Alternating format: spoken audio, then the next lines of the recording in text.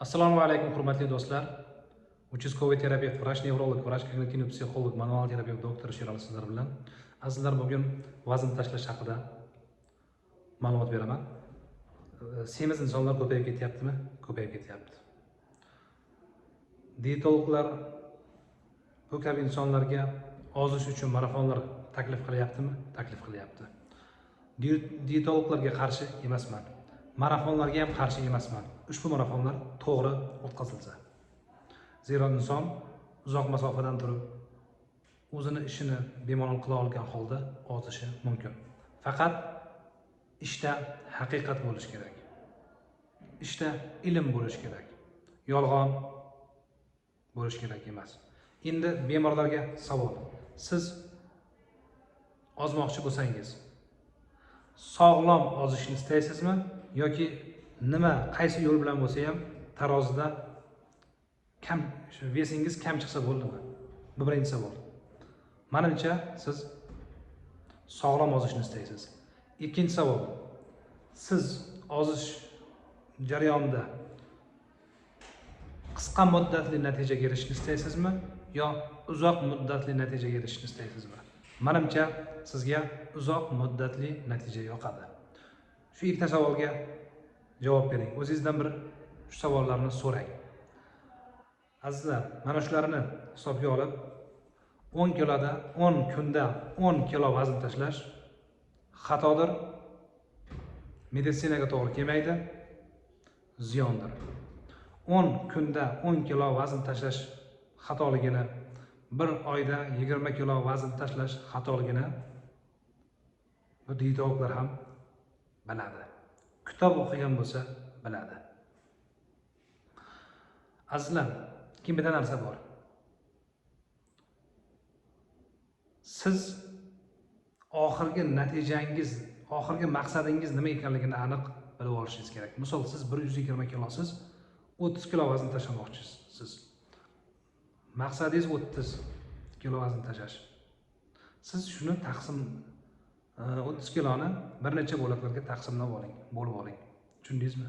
Keyin vazn tashlamoqchi bo'lgan insonlar hushyor turing, turli xil marafonlarga aldanib qolmang. Tez bo'lyapti, bo'ladi, 10 kunda 10 kilo vazn tashlashni o'rgataman. Misol, bilmadim, uspet qiling, tez ozasiz, bemalol ozasiz kabi gaplarga ilinmang. Har bir dietologlarning aytayotgan gaplarini yaxshilab tahlil qilib ko'ring. Oson yo'l bilan ozolmaysiz. Oson yo'l bilan ozolmaysiz. Ya'ni juda oson yo'l bilan mehnat qilmasdan turib ozolmaysiz. Ozish uzoq muddatli bo'lsa, bu siz uchun o'ta bir qiyin mashaqqatga, sirg'ga, zapretlarga aylanib ketmasin. Shu dietologlarning ichida davay qilib ko'proq odam yig'adiganlar, natijaga esa uncha ahamiyat bermaydiganlari topiladi. 100 kishi, 200 kishi ishtirok etadi yoki misol 500 kishi ishtirok etadi degan gaplar bo'lsa, siz shu kursda ishtirok etishdan oldin bir o'zingizga savol bering. Shunda men ishtirok eta olamanmi yoki yo'qmi? Biron kishi meni nazorat qiladimi yoki yo'qmi? Shuni yaxshilab o'ylab ko'ring. Turli xil odamlar turli xil mana bu kapsula, tabletkalarni reklama qilishyapti, aldanib qolmang. Ozish uchun tabletka yordam bermaydi. Ba'zi bir o'ta qimmat dorilar bor, o'ta qimmat ular. Ularning ham asoratlari kuchli. Yomon asoratlarni beradi. Siz shunaqa bir dietolog bilan ishlang-ki, yaxshilab gaplashib olib, katta maqsadingiz 30 kilo, 20 kilo vazn tashlashmi? Shuni bir necha qismlarga bo'lib olgan holda sekin ishni olib boring. Aldanmang.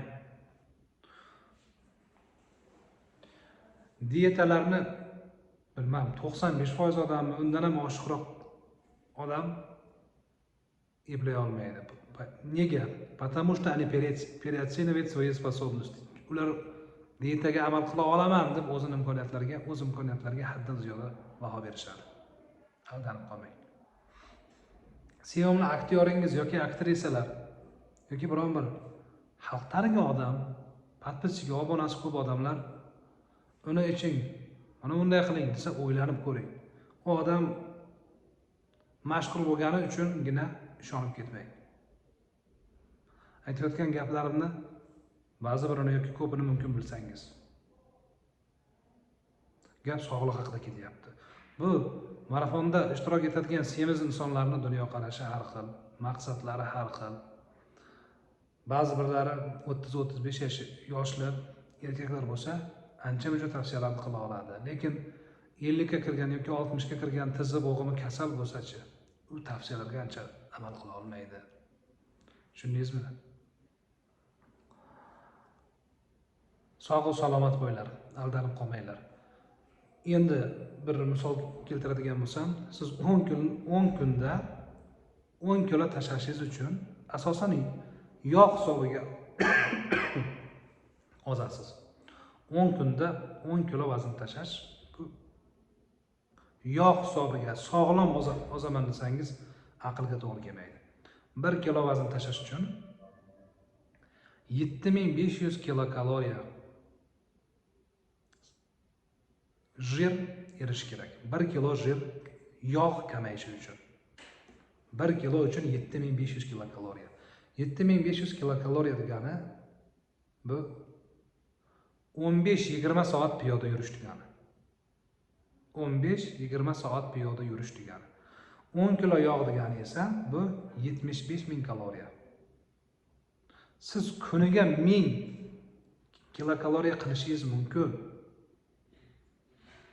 Agarda misol yosh bo'lsangiz yoki bir oy davomida shu natijaga erishishingiz mumkin, lekin yuqorida aytganimdek, siz uchun ozish uzoq muddatli bo'lishi kerak. Kuniga 2000 kilokaloriya ancha-muncha odam qila olmaydi. Ya'ni bir oyda 50.000, 60.000 minus kilokaloriyani, minus 50-60.000 kilokaloriyani ancha-muncha odam qila olmaydi.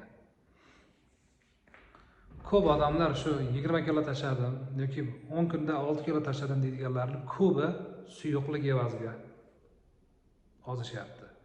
Sizga suyuqlik evaziga ozish kerakmi? Faqatgina shu suyuqligingiz kam bo'lishi hisobiga tarozi kam ko'rsatsa bo'ldimi? Ba'zi holatlarda atyoqlarni, tanadagi shishlarni ketkizish kerak bo'ladi. Ketkizish uchun chora-tadbirlarni qilish kerak bo'ladi. Faqat bir narsani kallangizga qo'yib oling. Ozish asosan yog' kamayishi hisobiga bo'ladi. Undan tashqari, ozish jarayonida mushagingiz kamayib ketsa, bu sizga juda katta ziyon. Tushundingizmi? Mushak kamayishi inson uchun bir falokat desam mubolag'a bo'lmaydi. Kichkina bo'lsa ham falokat bo'ladi. Mushak ko'payishi kerak naborot. Mushak moddalar almashinuvini tezlashtiradi. Mushak tananing turli xil qismlariga qonni borishini yaxshilaydi. Tushundingizmi? Ozish uchun eng avvalo ovqatlanishimizni isloh qilishimiz kerak. Faqat sog'lom ozish uchun yoki ozib mushaklarni zo'r holda saqlab qolish uchun ozganimizdan keyin nafaqat ozg'in, balki sog'lom bo'lishimiz uchun jismoniy harakatning roli juda kattadir. Ey ozmoqchi bo'lgan aka, uka, opa, singil, xola, tog'a. Siz ozishni bir necha oylik bir urushga o'xshating.